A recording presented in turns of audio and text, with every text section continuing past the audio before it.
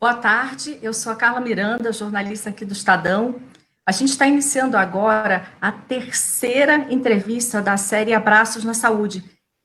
É uma série de lives que a gente está fazendo aqui no Estadão para homenagear os profissionais da saúde que estão na linha de frente do combate à Covid-19.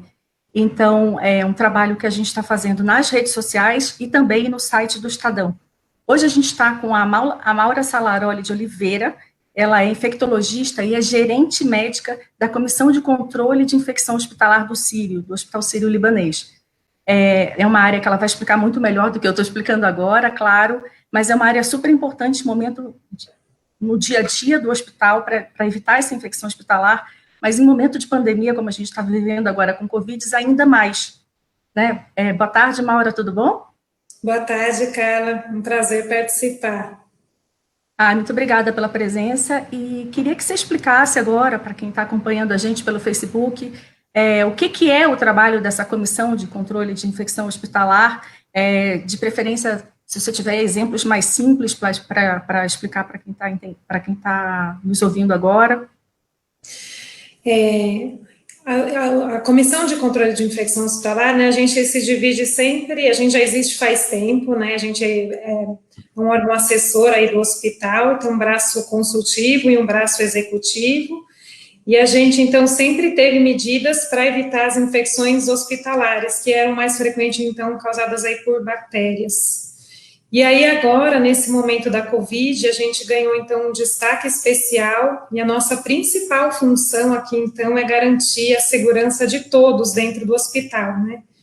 E garantir, quando eu falo todos, são todos mesmos, então são desde os pacientes, os acompanhantes, os visitantes, os profissionais da saúde, da assistência direta, então técnicos de enfermagem, enfermeiros, fisioterapeutas, médicos, mas também aqueles que trabalham aí numa assistência indireta dentro do hospital, como, por exemplo, então, os nutricionistas, os técnicos de manutenção. Então, a gente tem que pensar nesse cenário, né, o Hospital Sírio-Libanês conta aí com 8 mil funcionários e a gente tem que garantir a segurança de todos. Então, nosso principal objetivo aqui é o quê? É impedir que essa epidemia, né, essa pandemia que acontece aí fora dos muros aqui do hospital, que ela ocorra aqui dentro. Então, nosso principal objetivo é realmente impedir a transmissão de casos de coronavírus dentro do hospital. E aí, entrando aí no que você pediu, assim, nesses exemplos práticos, a gente tem, então, alguns pilares aí para a gente conseguir garantir essas medidas, impedir essa transmissão. Então, o principal é o que? A identificação precoce dos casos. E os casos, eles podem ser, então, pacientes que chegam aqui, que procuram o nosso hospital, e aí a gente já tem, então, procedimentos definidos desde a entrada desse paciente no pronto-socorro, por onde, então, o que ele tem que fazer, por onde ele tem que andar, em que leitos ele tem que internar. A gente também tem protocolos para garantir o atendimento de casos que ocorram em colaboradores do hospital, para que eles sejam identificados, então, bastante precocemente, já sejam devidamente testados e afastados. A gente também tem, o nosso segundo pilar aí é realmente elaborar os protocolos, e os protocolos são, então, para garantir que esses pacientes permaneçam no isolamento preconizado, que é o isolamento de contato, isolamento respiratório, eles ficam em áreas dedicadas.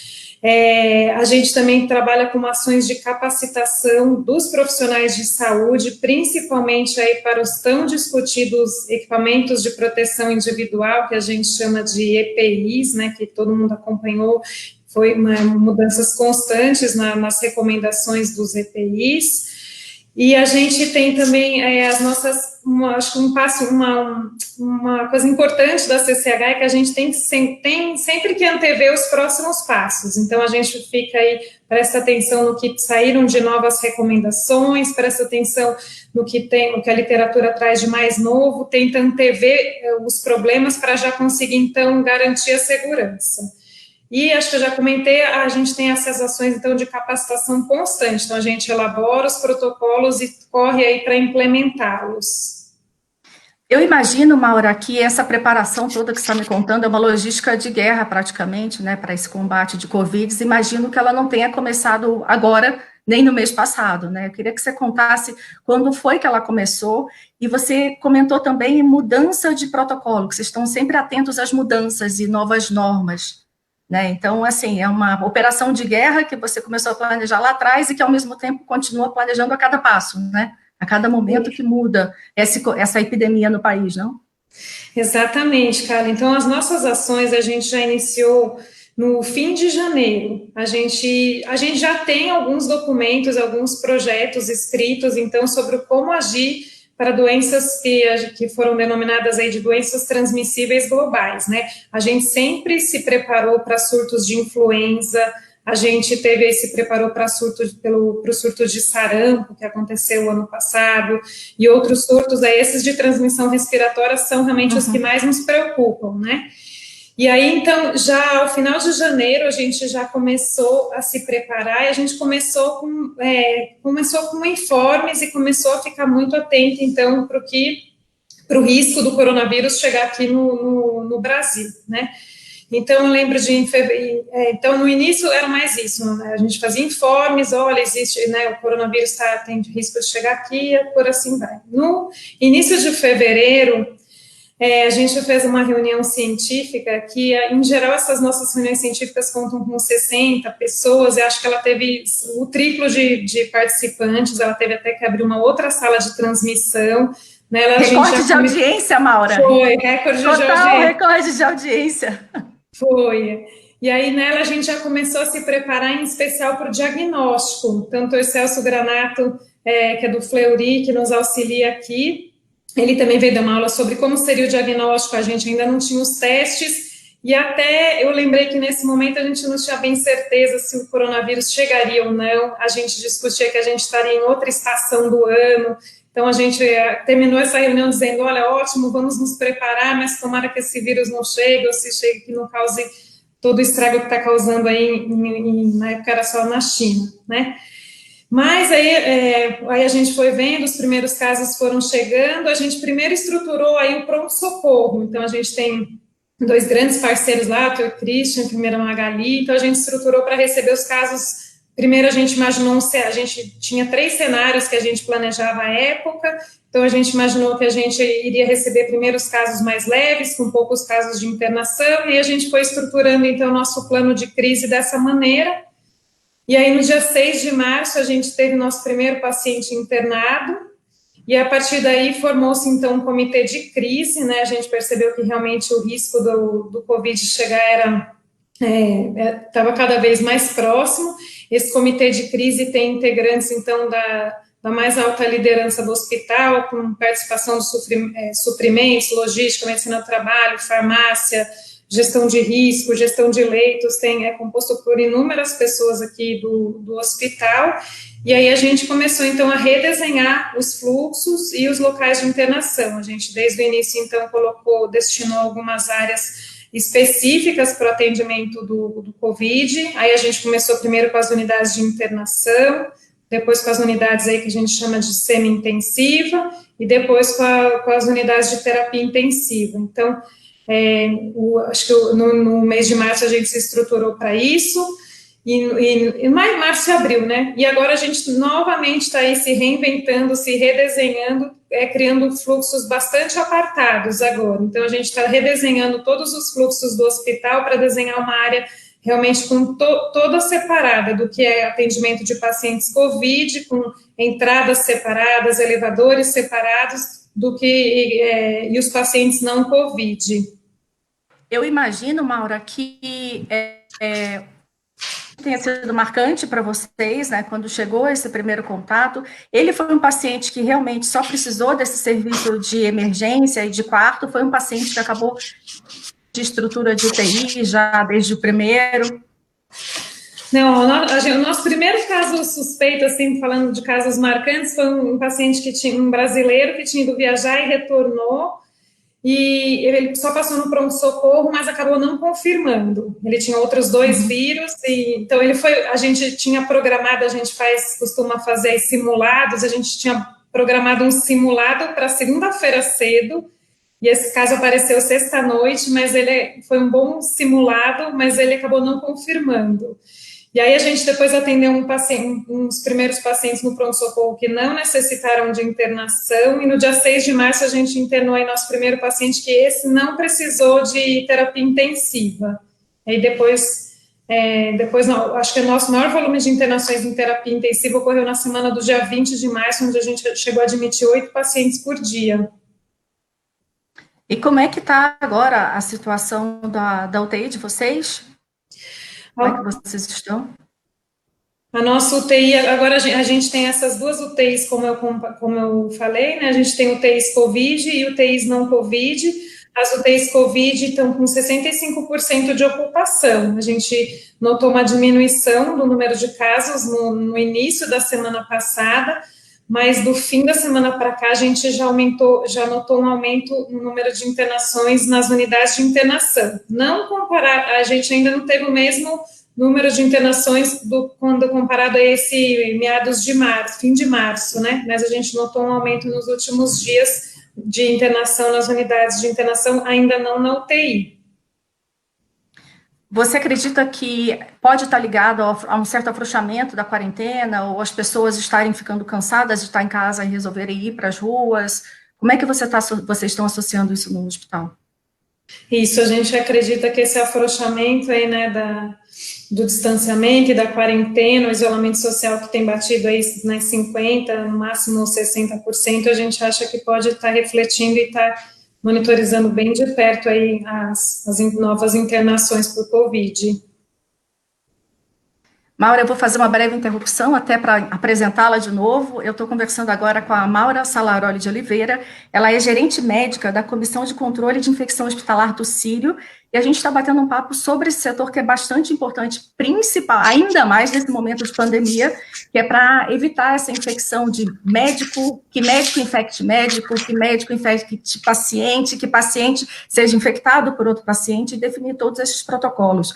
Então, eu estou falando com vocês aqui da minha casa, eu moro em Perdizes, espero que não aconteça, mas pode ser que uma criança apareça em algum momento. Quem é pai e mãe nesse instante de home office e pandemia vai me entender.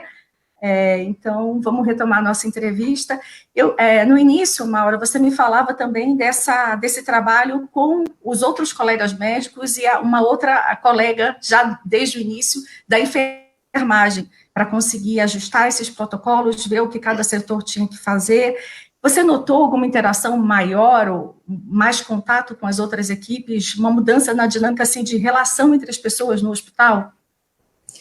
Sim, Carla, bastante, né? Então, praticamente, assim, todos os setores do hospital, eles vieram bater a nossa porta em algum momento. E no início, a minha equipe é composta por mim e mais 7 pessoas, a gente tem 4 enfermeiros e 3 médicos, e aí no início foi difícil conseguir equacionar toda a demanda que a gente tinha. O início foi marcado por muito medo, muito pânico, as pessoas vinham com a mesma pergunta, mas cada setor queria ouvir aí da gente, como a gente vai fazer, que EPIs a gente vai usar, por onde esse doente vai vir.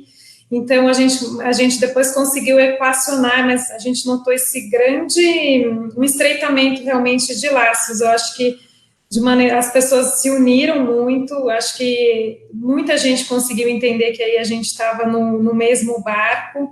Então, eu destaco aspectos bastante positivos aí dessa pandemia. A gente conseguiu se organizar, só seria possível realmente, né, enfrentar tendo esses diversos parceiros, né? Então a gente, por exemplo, para as ações de capacitação, a gente contou aí com o auxílio das meninas do desenvolvimento de enfermagem, a gente treinava algumas e as outras iam replicando. Então, acho que a gente estreitou laços aí com praticamente todas as categorias profissionais do hospital.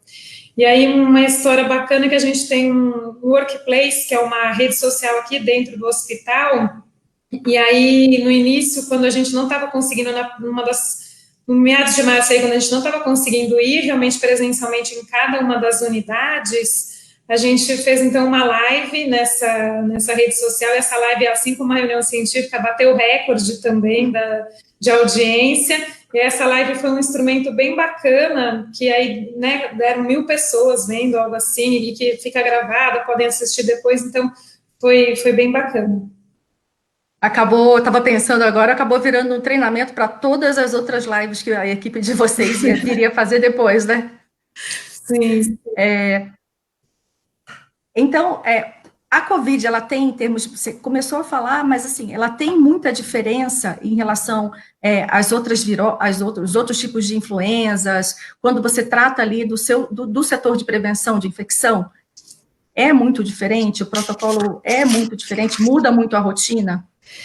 E olha, comparado então com. Até a gente sempre começava assim os treinamentos dizendo, gente, o vírus é novo, mas a situação não é. Muitos de nós já havíamos vivido o surto de H1N1 em 2009, que também teve esses aspectos assim, também era, né, um vírus respiratório. Então, se a gente parar para pensar desse ponto de vista, a gente não teria tanta diferença, né? Mas o que eu acho que teve como fatores complicadores dessa pandemia realmente foi assim, a velocidade da transmissão, né? Então, aparecer muitos casos no mesmo dia, né? Essa transmissão rápida. E um outro fator que é também a velocidade da informação, Carla. Então, assim, como a informação ela está vindo muito rápida, a gente passou a ser também muito questionado e as pessoas viam protocolos diferentes do que a gente preconiza, e a gente segue aí os protocolos do Ministério da Saúde, da Organização Mundial da Saúde, da Anvisa, do Ministério do CDC europeu e brasileiro, e aí as pessoas acabavam vendo outros tipos de EPIs, por exemplo, na televisão, e vinham questionar, olha, você não está vendo como a China está utilizando, vocês não estão utilizando os EPIs adequados, e a gente falava, não, a gente segue esses tipos de protocolo. Então, acho que essa foi uma dificuldade e até também uma dificuldade aí de conseguir entender o que realmente era ciência, o que era fake, né? A gente tem tanto artigo sendo publicado, mas esses artigos não estão sendo revisados. Então, alguns artigos são publicados e depois no dia seguinte sai uma notícia de que ele provavelmente é fake, de que não era para ter acreditado. Então, eu acho que isso foi um fator complicador dessa pandemia. E também o fato das pessoas estarem em quarentena acrescentou aí uma pressão psíquica muito grande, né? Eu não, assim, claro que também o tempo passa, a gente acaba não lembrando tanto das coisas, mas eu não lembro de ter vivido isso no H1N1, essa pressão psíquica enorme. A gente teve aqui um número de afastamentos por distúrbios aí psíquicos maior do que os osteomusculares. A gerente da medicina do trabalho disse que isso nunca tinha acontecido. Então, eu acho que esses foram aí agravantes importantes, né? Então, mais do que o ponto de vista técnico, talvez essa grande pressão psíquica e social que a gente está vivendo na era Covid. E que aí, tanto pelas pessoas que estão em casa e eventualmente estão indo mais procurando, se começou a sentir ansiedade, acaba indo procurar o hospital achando que pode ser falta de ar, por exemplo, quanto o que você está me relatando que até por parte das equipes, dos profissionais de saúde também, que teve uma ansiedade mais complicada nesse início de pandemia. Isso, acho que por parte dos pacientes, não. Os pacientes até acabaram, dessa vez, nessa pandemia, eles procuram menos o pronto-socorro do que a época do H1N1, né? Lembrando que também o H1N1 tinha uma vantagem de ter um tratamento, tem o Tamiflu, tinha uma vacina próxima, dessa vez a gente não tem, então realmente acho que as pessoas não vieram para os casos não graves, eles não procuraram não pronto-socorro. Acho que realmente a maior dificuldade foi entre os profissionais da saúde que no início questionaram, que achavam que era tudo muito diferente, que podia a gente não estar. Então, acho que a velocidade da informação trouxe isso, né? Que todo mundo ali está no mesmo patamar, aí se entende talvez tão especialista quanto. Então, tem uma coisa questionadora que é boa, que faz progredir, mas tem uma parte que acaba dificultando aí nosso trabalho. E à medida que, eventualmente, alguns profissionais precisam ser afastados, não por motivos aí de saúde mental, mas por motivos mesmo de estarem expostos, de terem sido expostos ao coronavírus, isso também tem afetado? Como é que isso afeta o restante da equipe, né, nesse momento em que um dos colegas acaba tendo que ser afastado? No início as pessoas viam realmente tinham bastante, muito medo, né? E aí a partir do momento que as pessoas entenderam que acontece, os profissionais da saúde, eles são os únicos não, mas são a categoria que é testada mesmo com sintomas leves, né? Então eles acabam sendo um grande marcador da transmissão na comunidade. Uhum. Então os casos que a gente teve em profissional da saúde foram, em sua grande maioria, casos leves, então acho que até as pessoas passaram a entender, e a gente explicou aí por diversas vezes que, na verdade, essa transmissão muito provavelmente se dava até mais fora do hospital do que dentro, que é o risco, na verdade, de quem trabalha na área essencial, que realmente está tendo que sair de casa.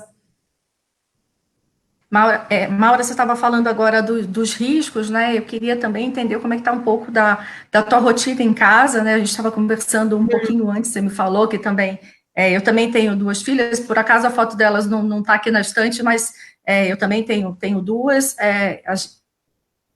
sair e voltar todo dia, como é que está sendo essa convivência familiar, o que você tem feito para tentar evitar, né, preservar o carinho, mas evitar eventualmente um contato tão próximo? Então, Carla, eu tenho trabalhado muito mais do que eu costumava trabalhar. Eu costumava conseguir equacionar bem uma vida pessoal com uma vida de trabalho. E agora acho que eu tenho trabalhado de 10 a 12 horas por dia. E eu trabalho no HC também, trabalho aqui no Ciri, trabalho no HC. A gente tem uma rotina aí bastante pesada, a gente tem reuniões até no fim de semana. Então, para mim, os dias ficaram iguais. E aí, meu marido é ortopedista, e aí até brinquei que ele agora se transformou no Rodrigo Hilbert, que ele passou aí a cozinhar, cuidar de casa. O meu menino de 13 anos, ele na verdade, eu acho que ele está curtindo aí a quarentena, porque eu era um pouco linha dura com a questão de ficar em telas, e ele está curtindo muito jogar Fortnite aí de forma bastante ilimitada. E a minha menina de 11, acho que ela sente um pouco mais. E até ela brinca que ontem mesmo ela comentou comigo que a professora diz: vocês têm que aproveitar que a mãe está em casa. E ela falou: eu acho que eu sou a única cuja mãe não está em casa. E aí eu acabei explicando, falei: sim, mas você tem que ver que o meu papel nesse momento é esse, o que a mamãe faz melhor agora é realmente ficar no hospital, ajudar a cuidar, cada um tem que lidar de um jeito nessa pandemia, cada um faz o que pode, porque a gente está todo no mesmo barco. Acho que ela acabou entendendo aí. E eu acho que é um momento de orgulho para eles, né? E é um momento que a gente aproveita de novo para reforçar essa homenagem, esse parabéns para você e para as equipes que estão trabalhando com você, tanto no Círio quanto no HC, enfim, e todos os demais profissionais da saúde, né? Lembrando que tem médico, mas tem enfermeira, tem o maqueiro, tem o motorista da ambulância, são equipes muito grandes e muito diversas entre si. Então, parabéns, eu acho que, Maura, a série é para você e para todos eles. Se vocês quiserem acompanhar mais da série, a gente tem no Abraço na Saúde, é uma hashtag que a gente está usando nas redes sociais, aqui no Facebook, mas também no Twitter, no Instagram, e a gente tem uma área específica no site do Portal do Estadão, www.estadão.com.br. Então, muito obrigada de novo a você, Maura, parabéns pela dedicação, e até a próxima. Na próxima segunda, a gente vai ter uma outra live também da Abraços na Saúde. Obrigada por ter assistido a gente até agora e boa noite para vocês, agora já quase noite. Obrigada, Carla. Tchau, obrigada.